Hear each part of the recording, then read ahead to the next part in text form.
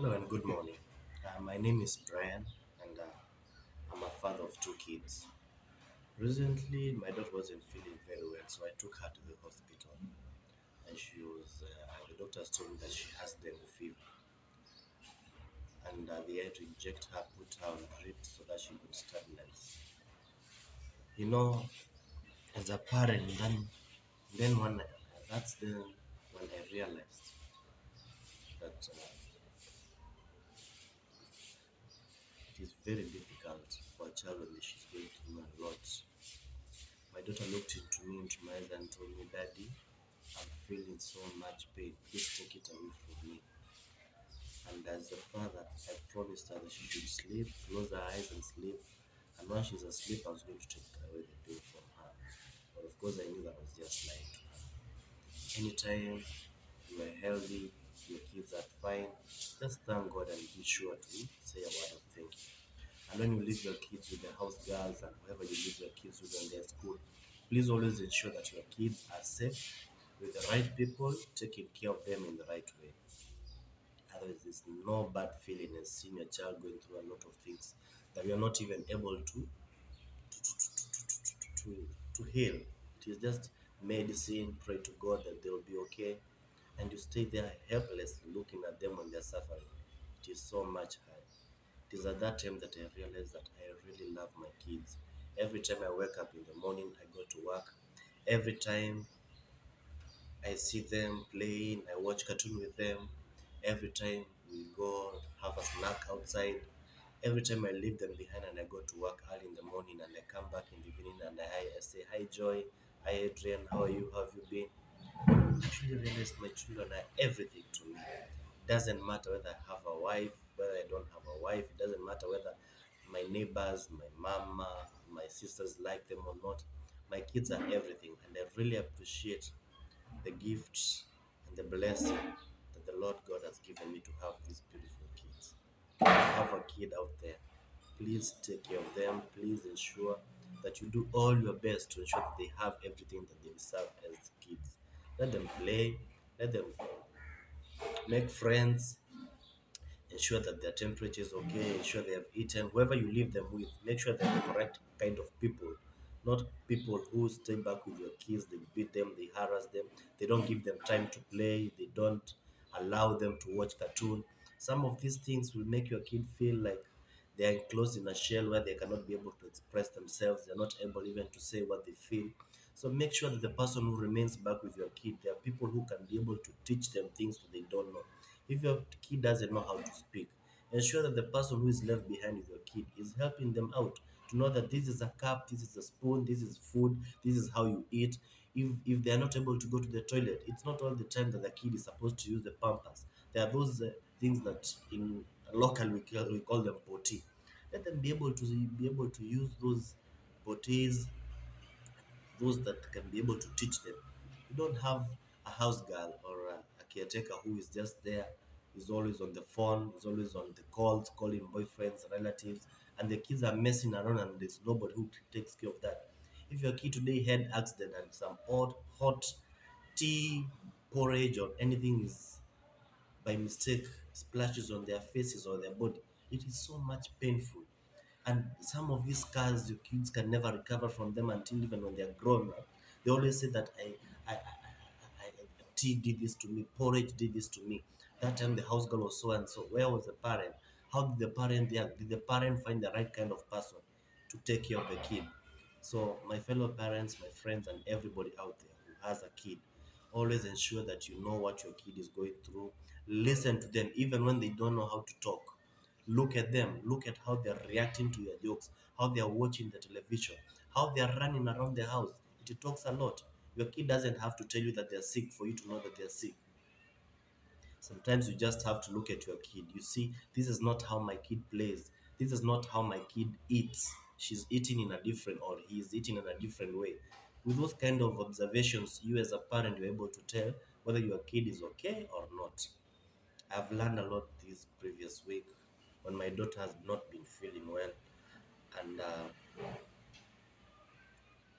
I can't sleep at night when I'm feeling and when I hear my kid crying, because my daughter doesn't cry at night. Once she's eaten, she's been change, she's okay, she sleeps the whole night. So I've had these rough nights where my kid cries the whole night because they're sick. And it is at that moment that I know that whether she knows how to speak or not, it is so bad and terribly not okay for a kid to go through things that she's not able to express. And you, are as the parent, is left with the responsibility to ensure and to make sure that they're okay. So if you're a parent out there, please know and remember that you've been given the parenting ability, the blessings to have a kid by God. There are people out there who want kids and they cannot have kids. So if you've been given a kid by God, whether you're a drunkard, whether you're a banker, whether you are a hustler, whatever it is that you do, ensure that you have time with your kids.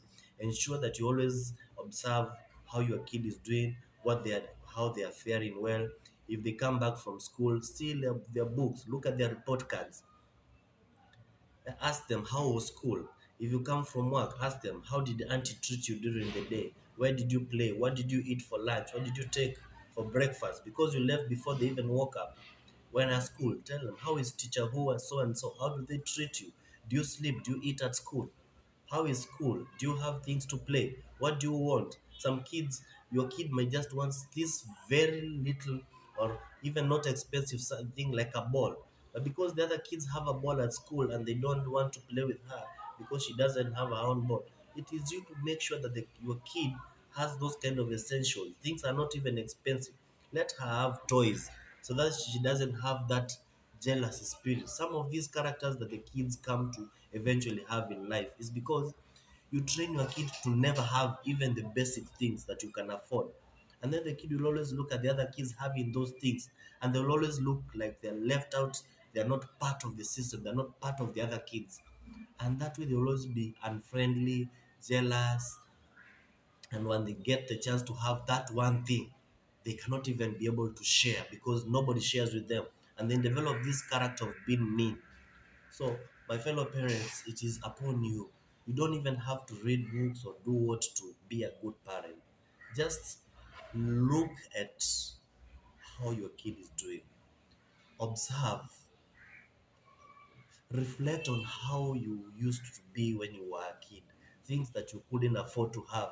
Things that made you feel not part of the other kids. I remember when I was a kid, when we went to school, we never had television or radios or things like that at home. So when we went to school, the kids used to talk about things that I could not even understand. Wrestling, Brock Lesnar, The Rock, uh, Big Show. And I was like, who the hell are these people? But since because I don't know who these people are, there's no way I could contribute to anything. And every time I tried to contribute to the little knowledge that I had, the kids laughed. I became a laughing stock. Don't make your kid go through all that kind of stuff. It's not even fair. So if you're a parent out there, look at your kid, observe them, and ensure that those things that God has blessed you with and you can be able to provide with, please make sure you do provide them. Let them have their basics. Let them have food. Let them be clean. Let them have a roof over their head. Let them play. They don't even have to have PS. They don't even have to have the TV for cartoon. There are simple things as toys, a doll, a toy car.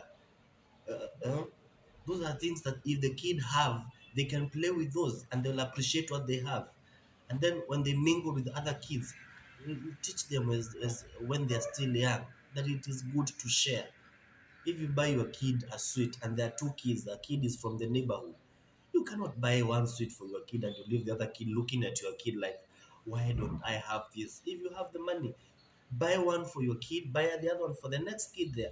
Of course, I know most of the parents don't want other parents to buy their kids things. But if you cannot buy for the two of them, then don't buy for yours because it is very unfair to make or have a kid think that they cannot afford or they are not good enough or they are not capable or their parents are not blessed. Always make sure that the environment you create for your kid and there are other kids around is an equal environment. I believe that's why there's this thing called uniform in school. So that your kid doesn't come ragged up with torn clothes and another comes with good clothes. That is why the school should be uniform. Kids should have the same kind of dress code. Even food.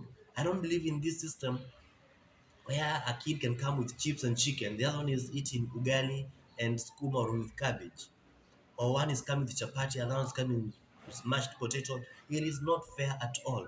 So when a kid is in school, or when you're choosing a school for your kid, ensure that the kid is in a standard, equal platform, where if it is one meal, they eat the same meal, all the kids. If it is uniform, they wear the same kind of uniform, all of them. Let your kid know that we are all equal. We are created equal. There's nobody who is more special than the other. When you teach your kid from the young stage to and when they are growing, they learn that this is my friend, I can share, we can pray together, we can play together, we can worship together, we can study together. I can show you what you don't know, you can help me with the things that you're good at.